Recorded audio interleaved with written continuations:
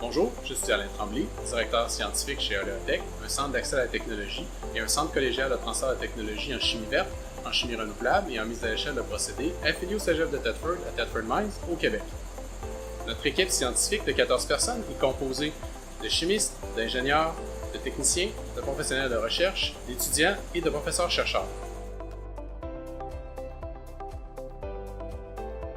Notre équipe de recherche se concentre sur le développement de produits et procédés chimiques faisant appel au principe de chimie verte, énoncé initialement par le professeur Anastas. La chimie verte a pour principal objectif de réduire les impacts négatifs de la chimie, par exemple en réduisant la production de résidus, en diminuant la toxicité des produits utilisés ou des produits faits, en utilisant des matières premières renouvelables plutôt que fossiles comme le pétrole,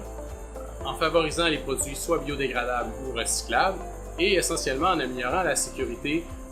en utilisant des conditions de production plus douces et plus sécuritaires pour l'environnement et la population en général, ainsi que les travailleurs.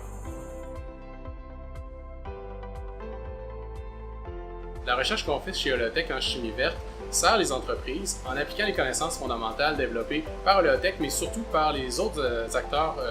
de la recherche et développement au Canada, comme les universités,